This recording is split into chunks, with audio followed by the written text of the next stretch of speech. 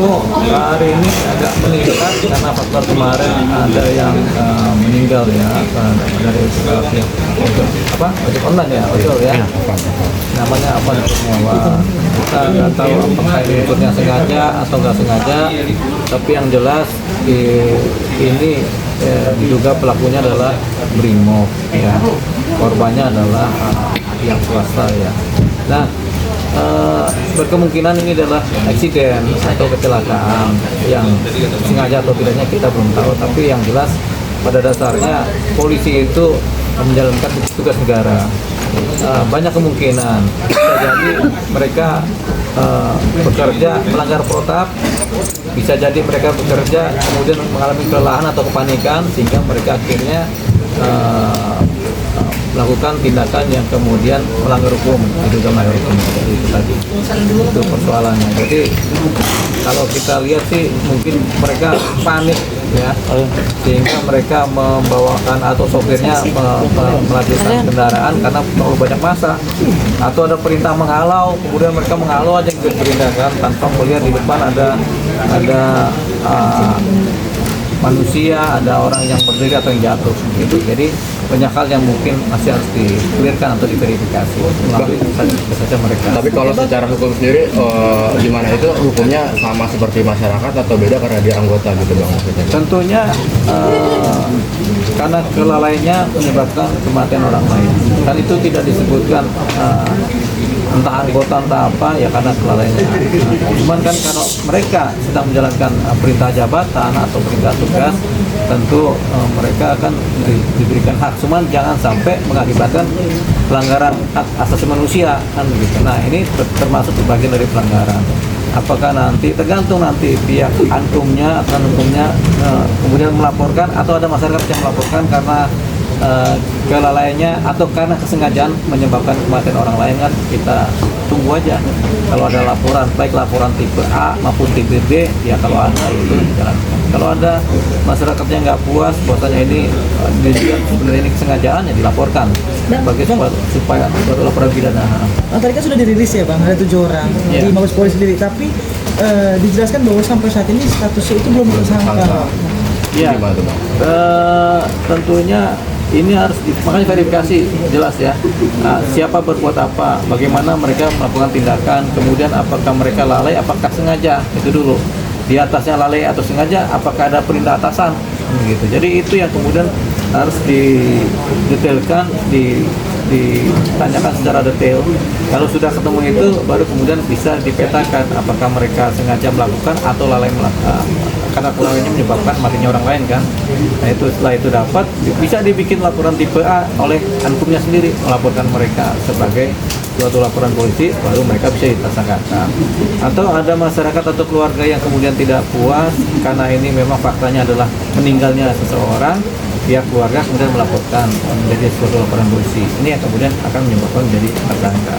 Pada titik tadi pemeriksaan itu adalah pemeriksaan propam, profesi dan pengamanan, yaitu lebih kepada titik berat aturan-aturan prosedur kerja kepolisian.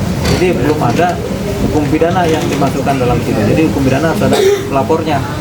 Gitu. Kalau untuk etiknya sendiri Bang, itu secara paksa atau memang udah otomatis? Ya, secara etik mereka melanggar kode etik, melanggar prosedur kerja ya, prosedur dan ketetapan. Jadi mereka melanggar protap kerja sehingga mereka bisa dikenakan pelanggaran. Pada titik tertentu hukuman paling rendah adalah pelanggaran, tapi hukuman yang berikutnya adalah hukum pidana.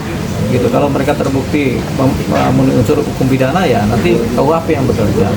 Kalau misalnya kelalaian sendiri kena pasal berapa? Kalau kesengajaan kena pasal berapa? Kalau barang siapa karena kelalaiannya itu ada pasalnya tuh 339 kalau nggak salah tuh ya. Kemudian kalau mereka sengaja, ya tentunya pasal pembunuhan jadinya, atau penganiayaan berat yang menyebabkan kematian kan. Jadi mungkin mereka tidak maksud membunuh, tapi akhirnya karena mereka nabrak, dilindas, matilah orang kan begitu. Jadi itu tentu ada pasal, tergantung dari kategori fakta-fakta yang dilihat di lapangan ya. Paling rendah berapa, di 339 berapa, terus paling besar berapa? Tentu ada hukumannya, ada yang di atas 5 tahun, ada yang 15 tahun. Kalau sengaja tentunya, tapi kalau nggak sengaja kan Kayak kita nggak sengaja berkendaraan nabrak orang, orangnya meninggal kan karena kelalaiannya. Jadi itu dia. Ada yang 4 tahun, ada yang 4 tahun. Tapi ini bicara soal propam sendiri ya bang ya, mungkin ada perbedaan atau sama aja masyarakat hukumannya dipidana, atau mungkin dari propam sendiri memang ada khusus. Kalau propam mengatur tidak ini? persoalan pidana, dia lebih kepada profesi dan pengamanan. Jadi bagaimana mereka bekerja secara profesional sebagai anggota negara yang diperintahkan bekerja kan. Itu. Nah hukumannya juga sifatnya sanksi kan. Tapi dan bisa masuk penjara juga. Tapi kemudian harus dikaitkan dengan KUHP gitu. Karena yang membuat seseorang di penjara itu adalah KUHP, hukuman pasti ya. Kalau propam itu masuk penjara juga, tapi sifatnya kurungan. Bang, tapi ini kan kalau dari biasanya kan ini kan mobil untuk Atlantis ya, untuk pengurai huru hara itu kan biasanya itu dapat perintah bang. Dia tidak bisa sembarangan untuk bisa menjalankan untuk Iya, memang ini seperti itu bang. mobil pengurai ini kan hanya untuk menggertak yang membuka jalan kan. Tapi kemudian selalu ada potensi kemudian yang menyebabkan mencelakakan orang lain. Itu memang harus hati-hati. Jadi si pengendara ini harus benar-benar mengedepankan prosedur supaya jangan sampai ada orang lain celaka. Jadi kalau dia mengendarai ini dia harus tahu nih di depan ada siapa. Dia memang bisa jalan kencang tapi yang nggak boleh juga. Kemudian dia main tabrak-tabrakan. Jadi ini kayak mobil pemadam kebakaran yang ngebut tapi nggak boleh nabrak. Sama kayak mobil ambulans yang ngebut tapi nggak boleh nabrak. Ada terindikasi gak sih mungkin ada arahan juga dari atasan untuk bisa menguraikan biasanya kan itu bang? Ya tentunya kita nggak tahu ya, kalau indikasi kan tergantung bagaimana kita melihatnya ya. Tapi yang jelas kalau dari dalam kita nggak dapat itu adakah apa perintah secara sengaja untuk ngapain enggak. Tapi yang jelas perintah sederhana ada, yaitu tolong ini gunakan sebaik mungkin untuk mengurai supaya konsentrasi massa tidak terbentuk kan. Mungkin begitu. Bang, misal dikurung gitu bang, itu jabatannya langsung dicopot atau ada kemungkinan bisa kerja lagi bang? Kasus Sambo itu orang dari copot tidak bisa kerja lagi. Itu contohnya aja.